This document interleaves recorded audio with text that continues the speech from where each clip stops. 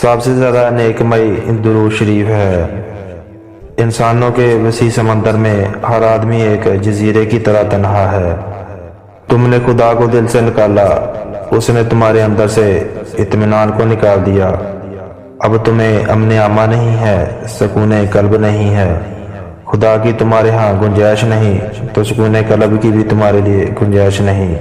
حکم ہے کہ نہیں قرار پائے گا تمہارا دل مگر اللہ کے ذکر کے ساتھ، یہ نسخہ نہیں بدلتا۔ اگر آپ اپنی کسی بات پر ضد کر رہے ہیں یا خواہش کر رہے ہیں، یا آپ کہتے ہیں کہ اللہ تعالیٰ یہ کام کر دے تو میں مطمئن ہو جاؤں گا، تو یاد رکھیں کہ آپ کے کسی کام کے مکمل ہونے کا نام سکون قلب نہیں۔ اللہ کی طرف سے جو ہو رہا ہے، اگر اس کو پسند کر کے آپ چلنا شروع ہو جائیں، سکون قلب ہو جائے گا۔ دعا کرو کہ ہم کم از کم اپنی زندگی پر تو راضی رہیں۔ بعض جو اپنی زندگی پر راضی ہو گیا وہی اللہ پر راضی ہو گیا، اور جو اللہ پر راضی ہوا اللہ اس پر راضی ہوا۔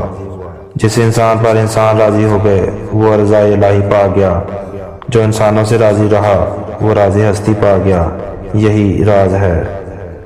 اللہ اپنے قریب والوں کو غم دیتا ہے، جو جتنا قریب ہوگا اسے اتنا بڑا غم دے گا، اور جو زیادہ عزیز ہوگا تو اسے کربلا دے گا۔ اگر دل میں محبت آ جائے تو زبان میں شائستگی آنا شروع ہو جاتی ہے۔ اللہ تعالیٰ جس پر راضی ہوتا ہے اس کی آنکھوں کو پرنم کر دیتا ہے۔ نیند کو عبادت بنانے کا آسان طریقہ یہ ہے کہ آپ باوضو سو جایا کریں۔ اللہ کریم جب کسی بندے کی ادا پر خوش ہو جاتا ہے تو اپنے محبوب صلی اللہ علیہ وآلہ وسلم کی محبت عطا فرماتا ہے۔ روح کی گہرائی سے نکلی ہوئی بات روح کی گہرائی تک ضرور جائے گی۔ جب آپ کے اندر اپنی بدعمالیوں کے باوجود حضور صلی اللہ علیہ وآلہ وسلم کی طرف رجوع پیدا ہو جائے تو سمجھو رحمت کا وقت آ گیا۔ بلند خیال انسان شمع کی طرح جلتا ہے اور روشنی دیتا ہے۔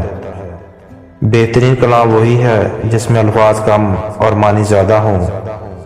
دوست کے ساتھ صرف ایک ہی سلوک روا ہے اور وہ وفا ہے۔ یہ ممکن ہے کہ تمہاری بہت ساری محنتیں ضائع ہو جائیں، لیکن یہ نہیں ہو سکتا کہ بغیر محنت کے آپ کو ملنا شروع ہو جائے۔ پریشانی حالات سے نہیں، خیالات سے پیدا ہوتی ہے۔ اگر آپ آج سے شکر ادا کرنا شروع کر دیں تو سمجھے کہ حالات آج سے بہتر ہو گئے۔ سر اٹھا کر رب سے نہ ملنے والی چیزوں کا تقاضا کرنے سے پہلے سر جھکا کر رب سے ملنے والی نعمتوں کا شکر ادا تو کر لیں۔